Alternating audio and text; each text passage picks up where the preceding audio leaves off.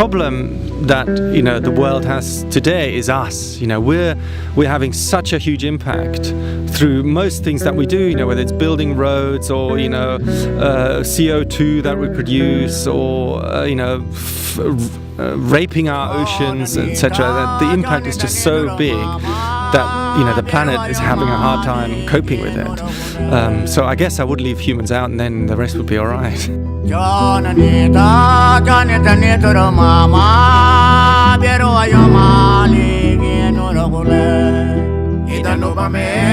Well, I'm a biologist, and when I was studying biology first in Oxford and then in Cambridge, I realised that there's lots of people out there who want to do more than just roast on the beach and in their holiday time. And also I realized that, well, there's lots of scientists with interesting projects everywhere, and the two things they usually lack is manpower and funding, and that's exactly what Biosphere brings. So it enables ordinary people to come in their holiday time, work with scientists around the world on their projects, and through their expedition contribution it funds the project, and they put in the labor and they help tracking cheetahs, or capturing on camera trap snow leopards, or photographing whales, whatever we do with the scientist.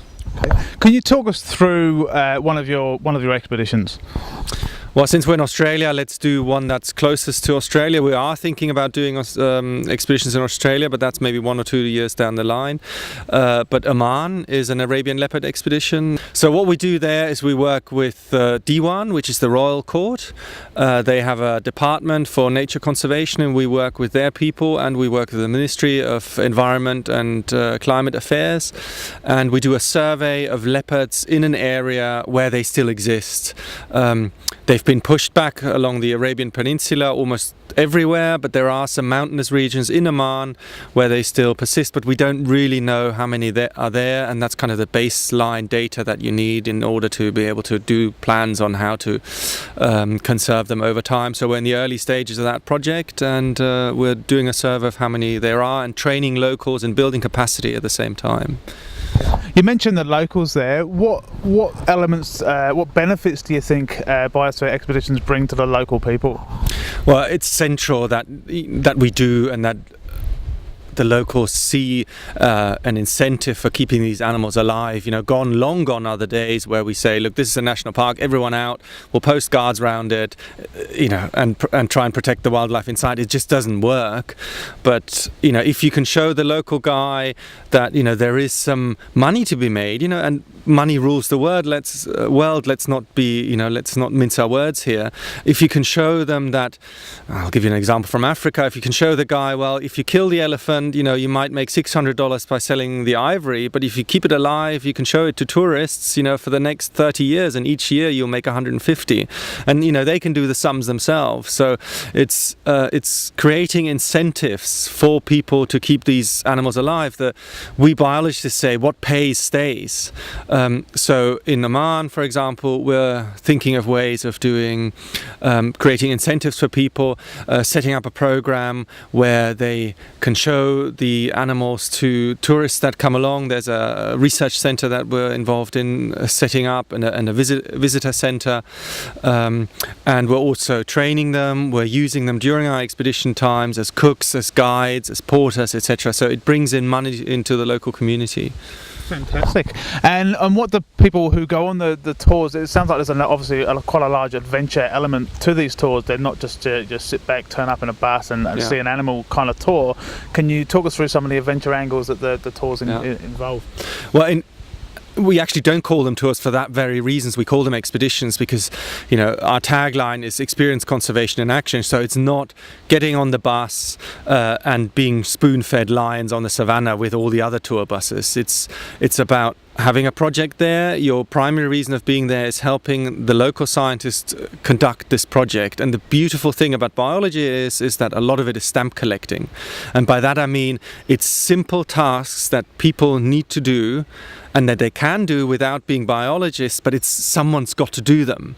There is no satellite technology or whatever that can tell you, look for Arabian leopards in Oman, look for snow leopards in Altai, and tell me how many there are. that technology doesn't exist. It needs bodies on the ground, walking the trails, talking to the locals, looking for the scratch marks, looking for the scat, looking for the tracks, looking for the animals themselves, putting up camera traps, photographing them. It's extremely labor intensive, but it's easy to learn. It's easy to learn to recognize a track. And if you're not sure, you all have, when you're out in your small groups, digital cameras. The scientist won't be with you all the time because he might be with another group.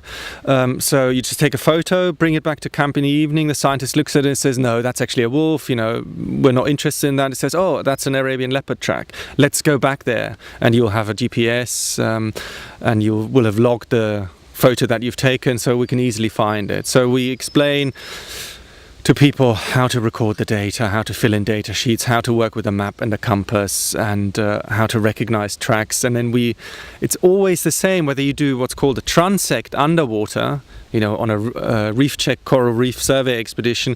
You swim along the transect, or whether you do it in Oman, you walk along a transect, which is a predefined route, and you just record what you see. How many tracks do you find? What other animals do you see? And there's not, in Oman, for example, there's not that many around. So if you see an ibex, you've seen an ibex. If you've seen a gazelle, you've seen a gazelle. And that's the kind of information that people can gather very, very easily with minimal, a day and a half training, and then contribute valuable data.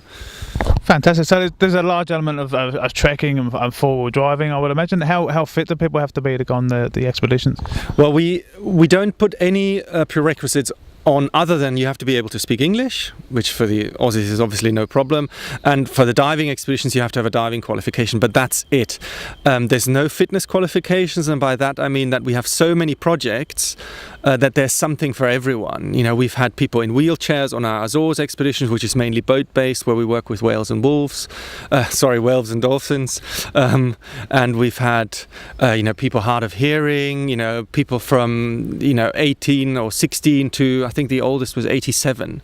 And within the expedition, there's so much to do that there's something for everyone. So let's go back to the snow leopard one. If you are keen, if you're a climber, if you've got experience, you can look for the tracks up on the ridges, up on the mountains. Go and do that track and see what data you come back with. If you're tired, or if you're not that fit, there's stuff to be done in the valleys, or there's stuff to be done near the camps. We do bird surveys, so there's something for everyone, and the expeditions are so flexible that fitness isn't a huge issue. And how do these expeditions actually present themselves, or how do you go about selecting them? They select themselves in the sense that scientists come to us and they say, look, I have this project and I need funding and I need manpower to be able to do it. And then we go through a very rigorous process that's many stages to make sure that what we're doing and the funding that we're putting in, there's measurable outcomes, there's good outcomes for the local community as well as the wildlife. And it's a fairly involved process. And if we get 50 applications a year, only 1 or 2 of them actually make the grade. So it's basically self-selected. I'm a familiar,